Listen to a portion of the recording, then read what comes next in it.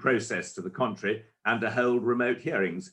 The common law tradition is, of course, an oral one, and it has, I think, advantages in cases where the evidential dispute is one of hard swearing on either side, and there is little documentary evidence against which to assess the plausibility of witnesses. But in many cases, the virtues of oral hearings seem to me to be exaggerated, and I've certainly held oral hearings in complicated cases of legal analysis, and also in cases where there is evidence and it's been satisfactory. You do have to assure a good remote link. The answer to the question when you hold a remote hearing is that you do receive, as I've hinted, a lot of submissions about due process. I think they are quite often not entirely convincing, but of course in some cases they can be. There are, as I've indicated, undoubted advantages in some cases in actually engagement. But in other cases, it's really a balance. There are advantages in all being in one place if you can be. It can help for the speedier resolution of issues, to be able to see people eye to eye and to interact more easily than you can on camera. But those shouldn't be over exaggerated, is I think the message I'm giving. And as to the lifestyle points, which Ziva mentioned, the attractions in her view of travel, hearings and international, I think that they are overrated too. Perhaps there's another side to the coin. It's one of balance. It's not an entirely healthy lifestyle to spend your time traveling around the world. And I found the last 3 months to some extent rather relaxing, although one's conscious of the tragedy happening outside one's front door.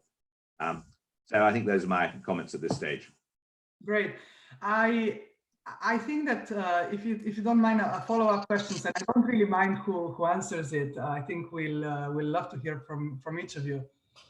It's my impression sometimes when I'm following these discussions in ICC cases where one of the parties insists on an in-person hearing, that it's often a thing of what is more convenient, what we're used to, and what is more convenient rather than what is really necessary.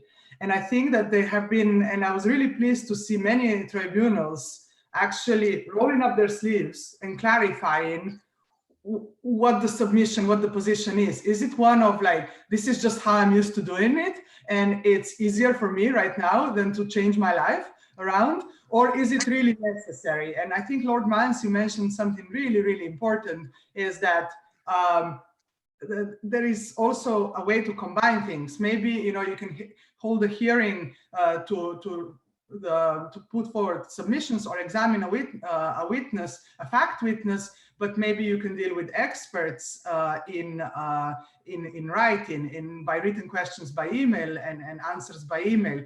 I'm just giving one example. No, absolutely, a combination. I entirely agree. And I don't know if any of you have the feeling that it's like this is something that will force us to really question our habits, whether they are good habits or whether they are just habits that we developed over the years, and maybe we can tweak them a bit. I'm happy to comment on that, Shiva. I think out of necessity, we've all had to learn other techniques over the last 3 months. We've had to use technology. We've had to improve our case management techniques. I don't think we're going to forget about those if and when travel returns. I think we've learned that there are more efficient and more expeditious ways of doing things, building on skills that we probably already had but weren't being forced to use. We've now been forced to use them out of necessity, and I don't think we're going to let them go easily. There will still be, I'm sure, resistance from parties who have a preference for ways they know and a distrust of novelty. And I think there will still be, if and when international travel returns, there will still be a marked preference for final evidentiary hearings to be conducted in person. But I think all the steps up to that point, we will be using this technology, and I think we'll be actively looking for ways of using the technology to speed the process up and reduce costs to the parties. I'll add by saying that it's all mindset.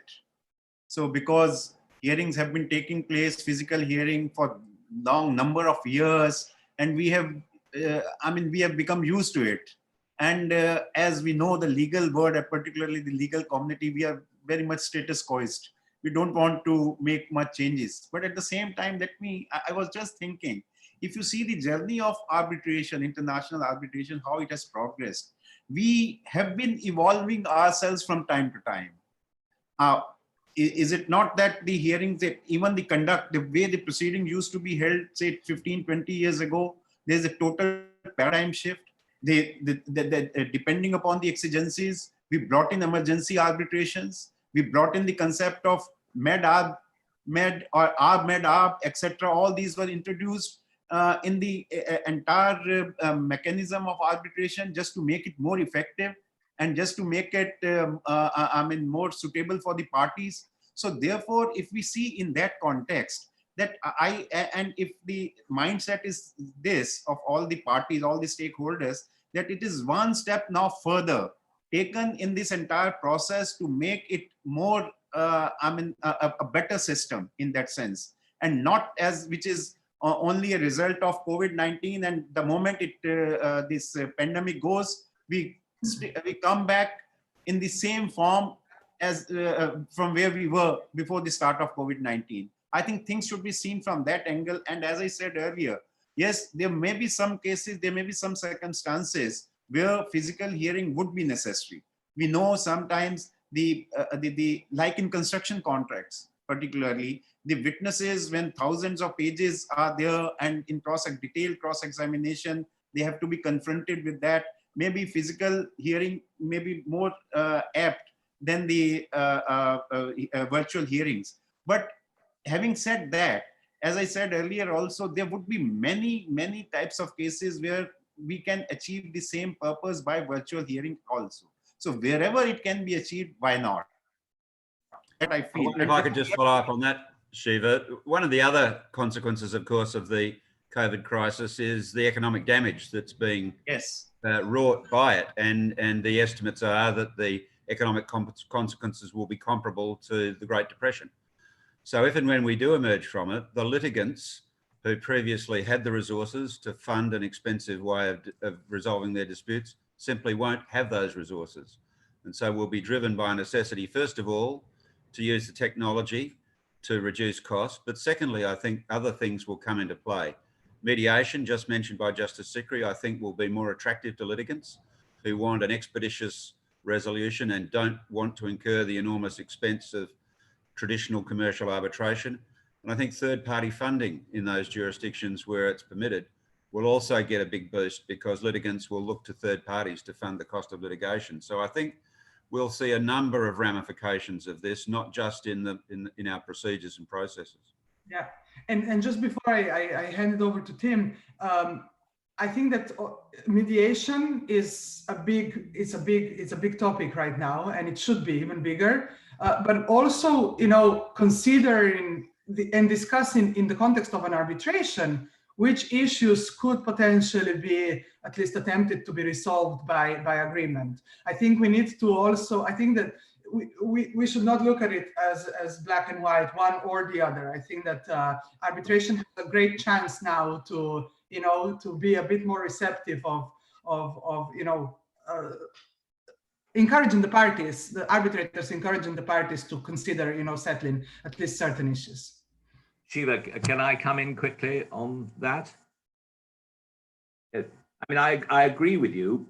These ought to be traditional tools of case management, whether you're in court or in arbitration.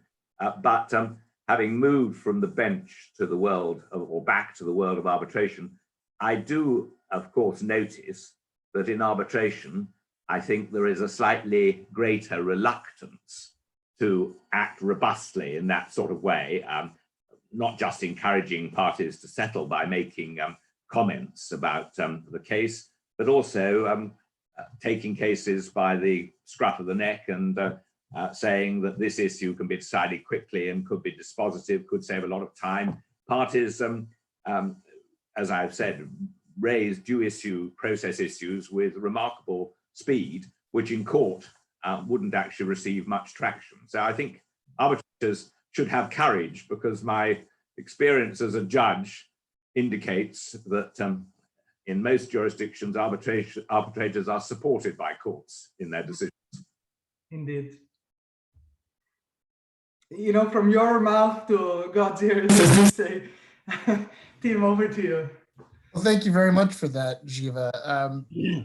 One of the question I have has been touched upon by the participants so far.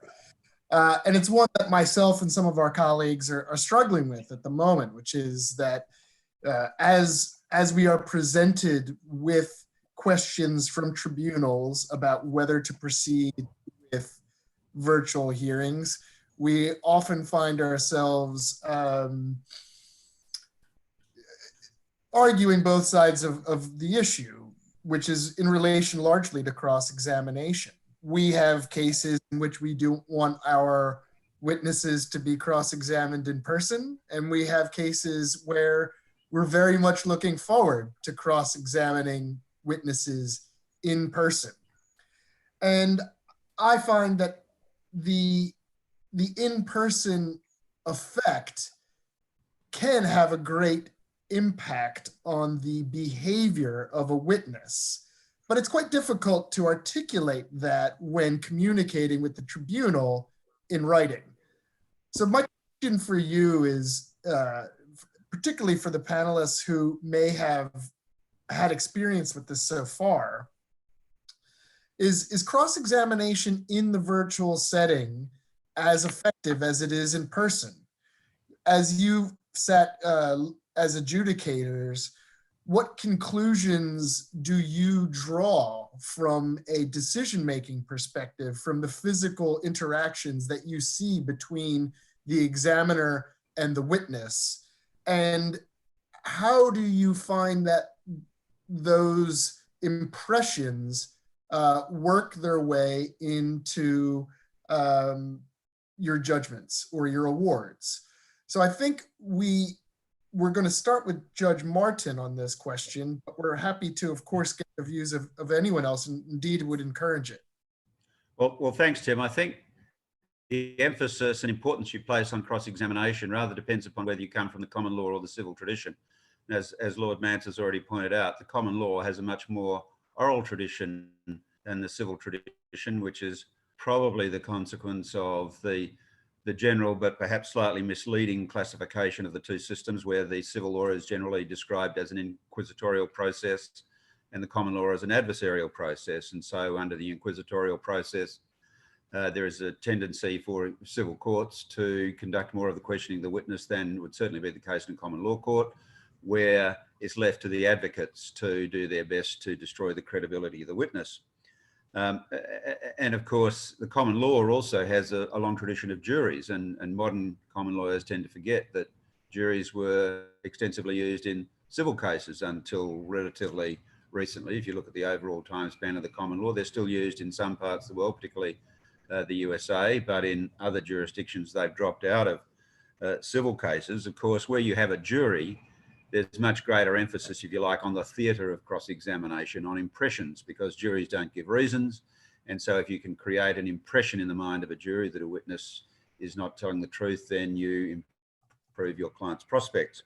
But more recently, I think, as trial by judge alone has emerged more in the civil area, increasingly courts and appellate courts are expressing great reservation about the significance of demeanour in arriving at a decision. And courts in pretty well all common law jurisdictions, as best as I can see, have cast considerable aspersion upon trial judges who use their perception of the demeanour as a witness as a principal plank in the reasoning process towards a conclusion. And those courts consistently say that much to be preferred is a process of logical reasoning, analysing the probabilities by reference to the non-contentious evidence rather than going on demeanour.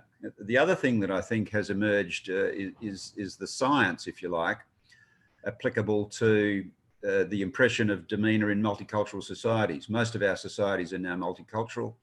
And the scientists have established, and this reference has been made to this in some of the court cases to which I refer, scientists established we are, as human beings, we're actually very bad at assessing the demeanour of people from a different culture or from a different ethnicity. That, I think, is particularly important in the context in which we're now speaking, that of international commercial arbitration, because it'll commonly be the case that tribunals will be comprised of people who are from different cultures and different ethnic backgrounds to those of the witnesses. And again, if you go to the science, that creates an even greater difficulty if one is going to place reliance upon demeanour. And the other thing that, of course, has happened in the world of commerce is that commerce is now very much documented. The ubiquitous email provides evidence in real time of pretty much all the communications between the parties, especially in an international context. International parties communicate with each other by email. So if you want to find out what was happening, you go to the email trails and you have a real-time record of who was saying what and to whom. And in my experience of trying cases, both as a judge and as an arbitrator, that real-time record is a much more reliable guide to what actually happened than the retrospective reconstruction years after the event by a partisan witness who is necessarily and perhaps unintentionally viewing the events through the lens of his or her particular perspective. And it just seems to me that that is to be brutally frank, in a lot of the commercial cases I've heard, I am not particularly helped by the oral testimony. If you go to the documents and put them all in chronological order, it provides a much more reliable guide to what has happened. So frankly, I think the emphasis upon cross-examination, its consequence to the outcome of a case, can be overstated, perhaps by advocates who make their living out of doing it. And I say that with no disrespect to those advocates, having been one myself for many decades. But as an adjudicator, I have to say that I think its importance is overrated. And that's probably, Tim, why you're finding some resistance from tribunals where you try and make that the mainstay of your argument that there should be a hearing in person. The other thing I think that has happened is that we've all got used to the virtual technology. It's been driven hard by the recent crisis, but in many countries, as Justice Sikri pointed out, we've been using it for decades. In a big country like Australia, sparsely populated country, we've been using virtual hearings for decades now. We've all got used to them. I've used them many, many times. I've seen cross-examination conducted them in murder cases. There've been serious cross-examination conducted over video, and I don't think the process has been significantly diminished by that. So I'm afraid I'm not with you, Tim. I'm one of those tribunal members who thinks that the importance of physical presence for cross-examination is generally overrated. Our other panelists have a different view. No, actually, I substantially agree with what he has said. But let me tell you, having said that, the other perspective, which, and from my experience during this period, which I can share, first as an arbitrator generally, and then during this period when and I'm talking of domestic arbitration, where we made an attempt that the evidence should be recorded through video conferencing. Now, I have seen in most commercial matters, though there is a lengthy cross-examination at time, but at the end of the day, when the arguments are advanced, very rarely even that cross-examination is even referred to. As it's very rightly said by Martin, is because most of it is based on documentary evidence and the documents which had taken, were exchanged between the parties. And at the time of arguments, those documents are referred to, except in few circumstances, maybe if very few questions and answers, how the answers were given are referred to. That is one thing. Secondly, in total contrast with this, although it may be so, now we wanted, like I have quite a few domestic arbitration matters as well, where I'm in some cases sole arbitrator, in some cases a panel of 3 arbitrators. There are some very big matters also. And we have tried to start the proceedings, virtual proceedings, wherever the cases were at the stage of some arguments, either at interim stage or final arguments, the parties have agreed. In cases, when I requested the parties to have the cross-examination through video conferencing, I have not received even in a single case positive response. One or the other party has objected. And I tell you in one case, and that I'm saying from my personal experience again, where the cross-examination is going on. And one witness has been cross-examined by one of the parties because it's a multi-party arbitration. One of the witnesses has been cross-examined substantially. And that advocate said, no, sorry, I wanted this cross-examination only through physical hearing because the manner in which cross-examination has gone up to now. And yes, what I felt was that his objection was justified. The manner in which the cross-examination has been going on and physical because cross-examination is an art at the end of the day. And the examiner uses so many tools.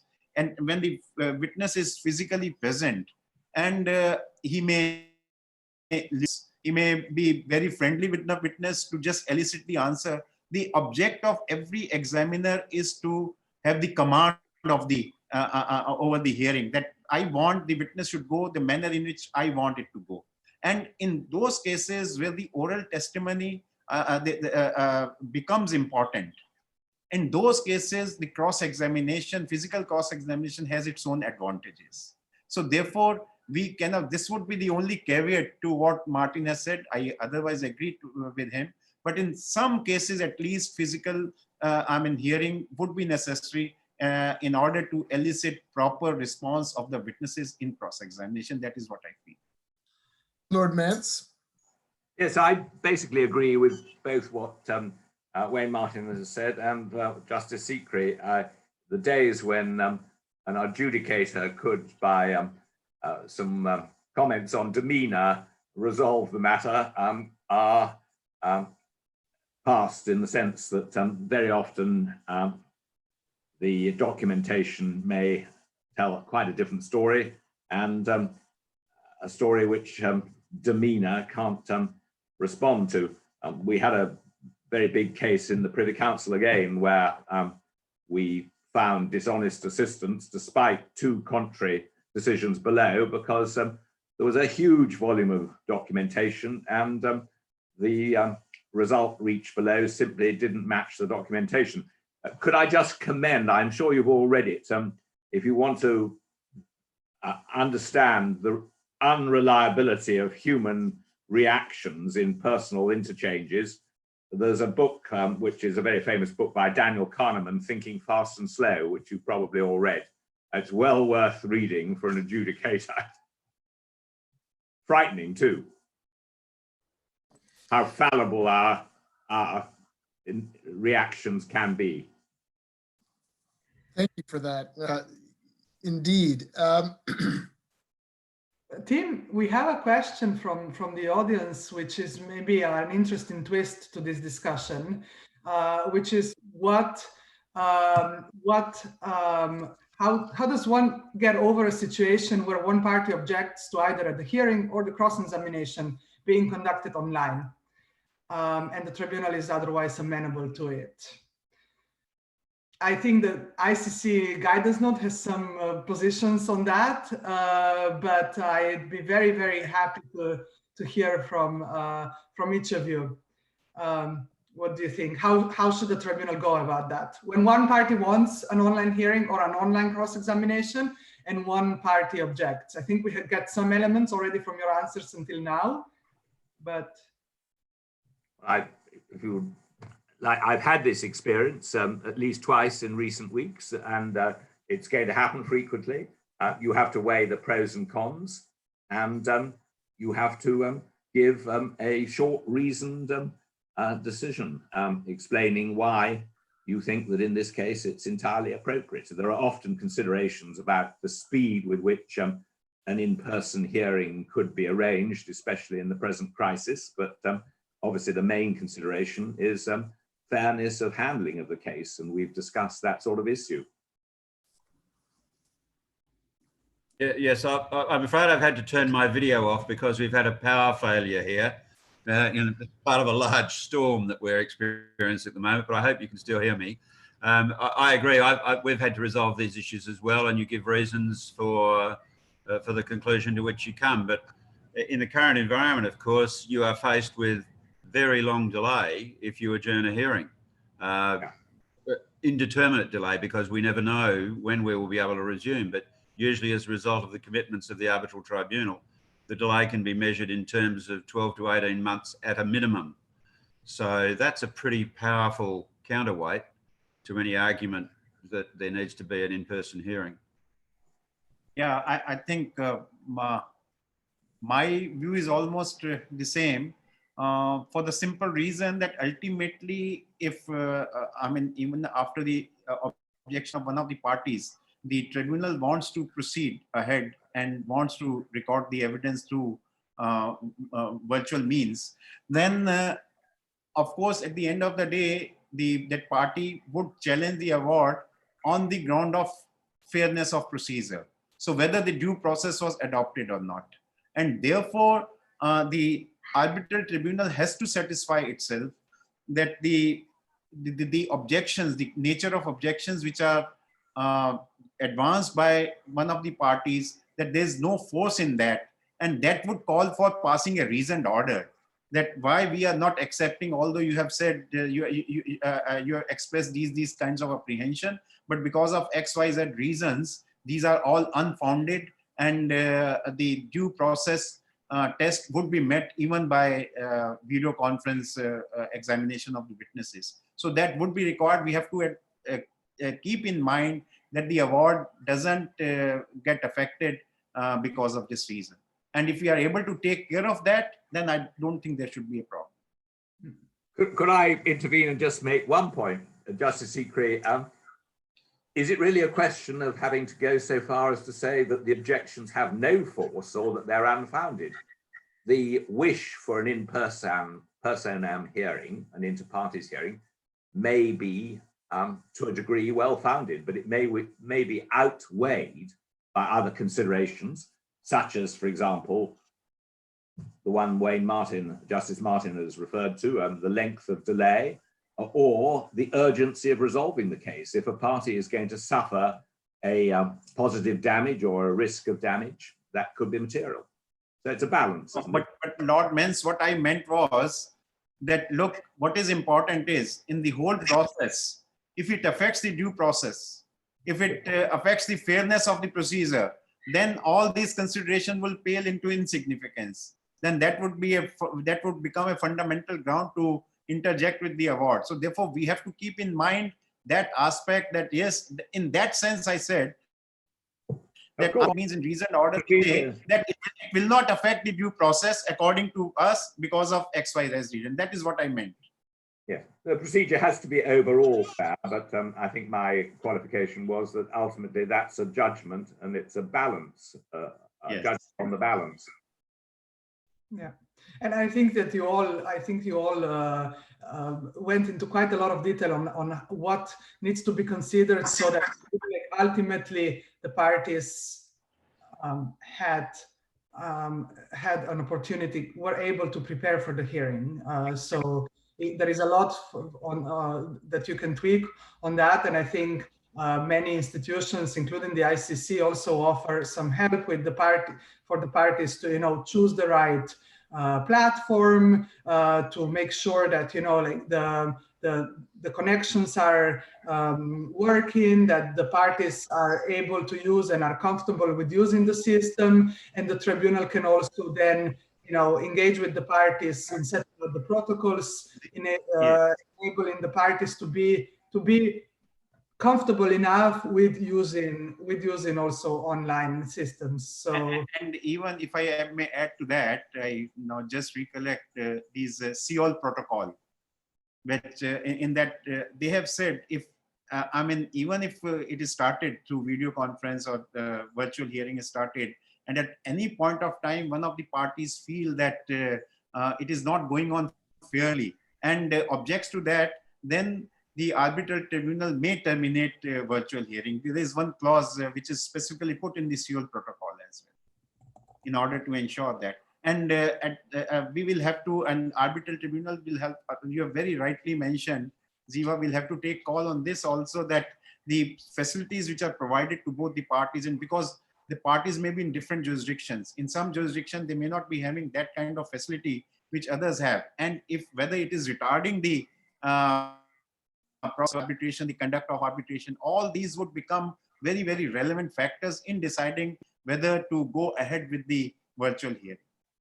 Yeah, there was one question. Thank you all for that. There was one question on costs, whether this, all these tools and virtual hearings and use of technology also results in cost savings, and whether these costs will be passed on to parties. I think, I don't want to preempt the answer, but I think that this is precisely the objective of these tools, is to save the parties the time and cost by a proactive engagement of the tribunal to try to see alternatives, right? I don't know if you have any other views or any views on whether this will help parties ultimately save time and costs.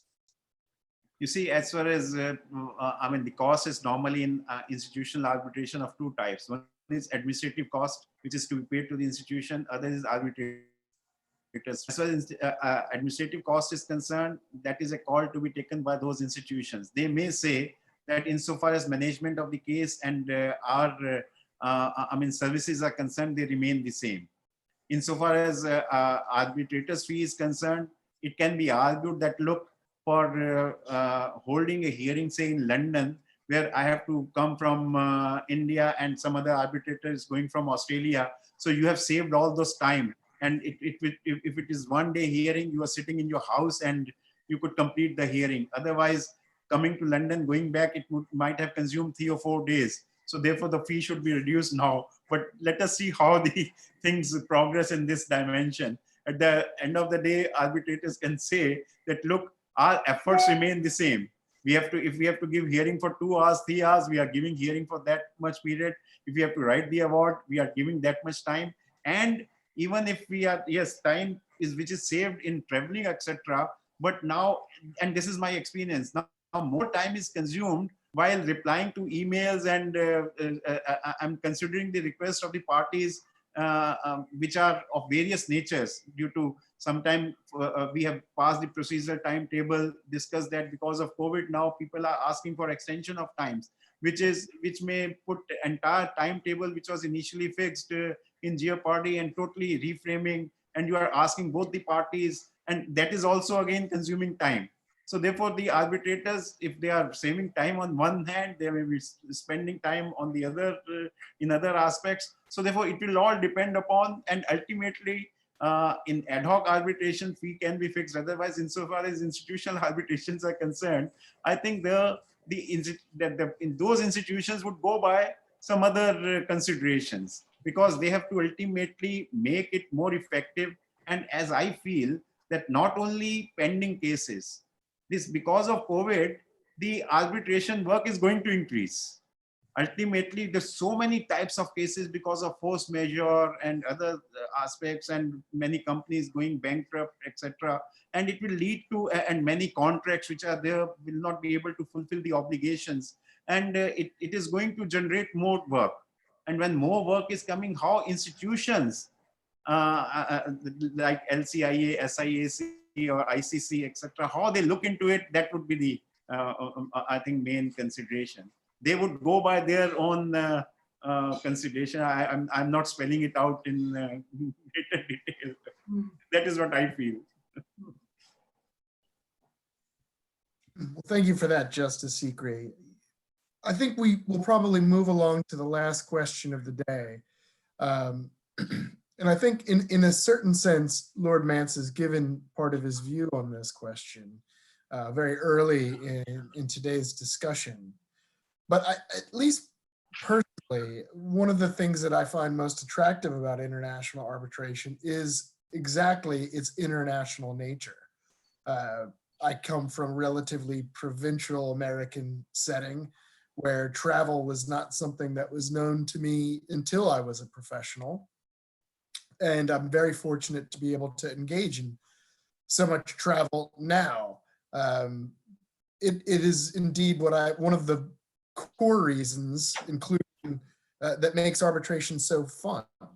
And the question I have for the participants is, do you think it will be as fun moving forward if so much of our existence is taken up doing exactly what we're doing now, sitting in front of computer screens, even more indeed than we had before when it came to drafting. And instead of actually going and being in places and engaging with different legal cultures. Now, obviously, some of that will be taken up with conferences. And I would also ask the participants to perhaps exclude from their answer the extremes of some participants who do sit on a plane almost most of their existence. But perhaps we could start with Lord Mance on that one. Well, like so many things in justice, it's while the aim is an absolute, it's arrived at or achieved only by a balancing of interests. And of course, I accept that we are all communal creatures, humans who enjoy meeting each other, and life would be no fun if we couldn't have some of the old meetings, whether at conferences or in person arbitrations. On the other hand, I think that the balance was probably tipped a little too much in the opposite direction. We were too keen on jumping on an aircraft and rushing off to Singapore for one day and coming back. And that can more productively and certainly in some terms at a lesser cost be achieved by remote means. So I have welcomed the experience because, as Justice Sikri told us rightly at the beginning, it has taught us the possibilities. And I think Wayne Martin also said the same. And we've got accustomed to them. We shall use them. But there will be a balance, and the balance will be good for the climate and good for our families. Judge Martin, what are your views? Look, I'm sorry I look so macabre, but strong winds have taken down the power line. So yes. I'm being lit only by the light from my screen. So, but I'm sorry for looking so ghostly. But I agree. Balance. The introduction of balance will be great. I think too much travel can be horrible, and we've had the exact opposite for the last few months. One of the things I must say I'm missing enormously is the ability to informally confer with colleagues on a multi-member tribunal before the hearing, during coffee, during lunch, after the hearing. That sort of interchange is enormously valuable in helping shape a collective view and helping you understand the views of your colleagues. And you tend not to get that in the virtual environment, and that's something I'm really missing, perhaps more so than the travel. The travel's nice, but it's that informal conferral in the course of a hearing that I think is enormously valuable. I wonder to what extent we can actually replicate that. Maybe that's one of the outstanding, issues to consider because I think that we all agree it's going to be more fun if we have a balanced combination of the live before and the live during the lockdown. But at the same time, I would say, yes, balanced, but physical hearings are needed. Of course, because man is a social animal. We can't live our lives in this virtual world. We have to meet each other. The kind of comfort which we get in hugging each other, we can't get that by in the morning and WhatsApp's sending and dispatching that hug to you. But so therefore, physical world has its own, and we are social animal. That meeting all these arbitrators who meet, as very rightly said by other two, when we have coffee together, when the manner in which we can discuss about each other, our family before or after the hearings, when we are there. So therefore, all that is, if I say fun, which is missed. So therefore, balance has to be maintained. We can't just take away the physical hearing altogether and we have the entire system only on virtual world. Not that.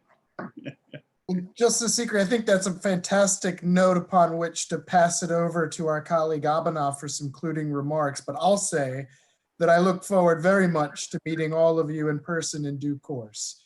Abhinav? Yeah. Thank you. Thank you. Hi, thank you.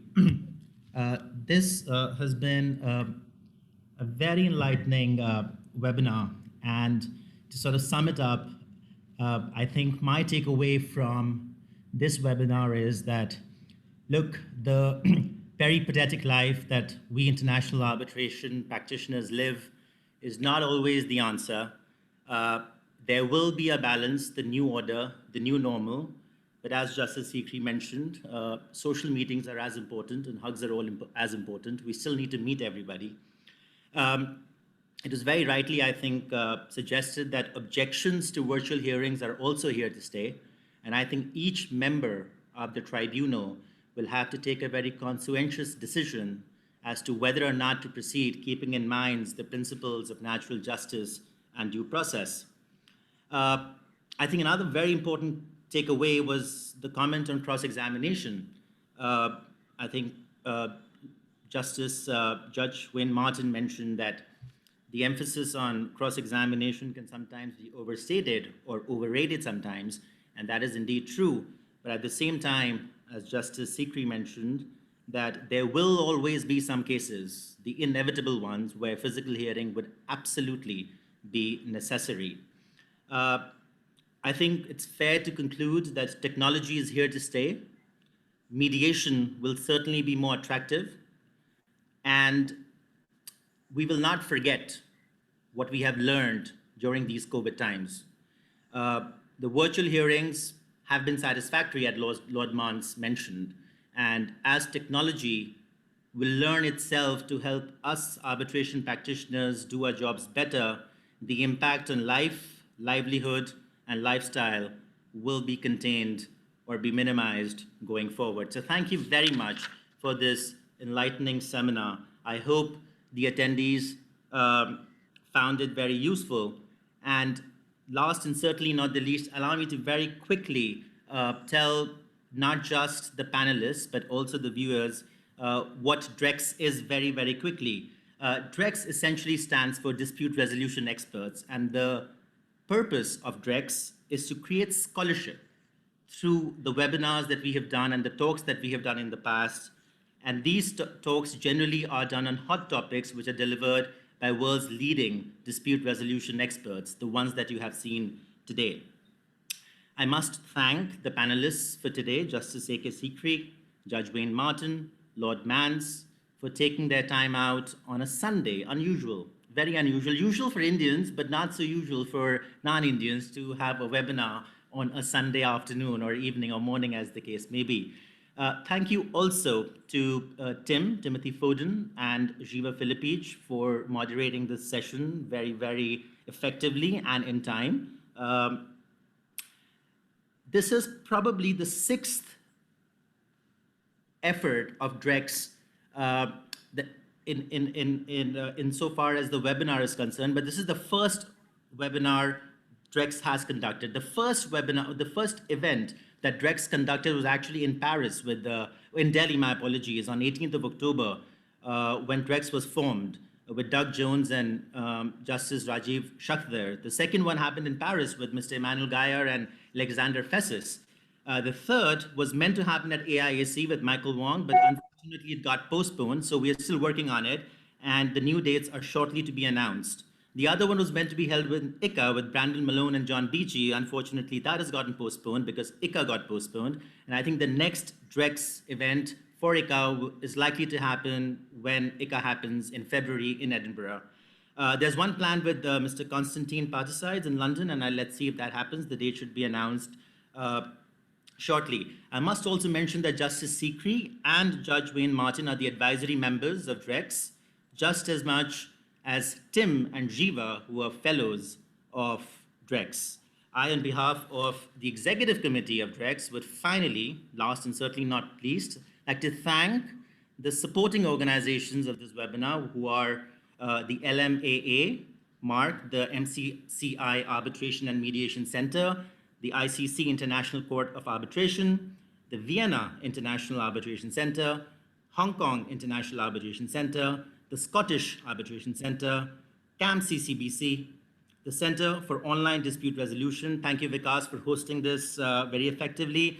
For those who don't know, CODR is now offering virtual hearing rooms, and everyone is encouraged to go on their platform and test it out for yourself and check it out for yourself, because it's very helpful in organizing a personal virtual tour on the CODR platform. So thank you very much. Back to you, moderators, if any last comment. No, I think Jiva and I are keen for this to conclude, as we had sought to end within 1 hour, and we're 4 minutes over. So Yeah, go enjoy your Sunday. yeah, definitely go enjoy your Sunday. But I would just wanted to conclude with saying that this was a lot of fun for me. And I'm definitely looking forward to meeting you all in person. Thank you for DREx for the initiative, and let's keep it fun, online or offline. Thank you. Thanks, everybody. Bye. Bye-bye. See you later. Bye. Bye.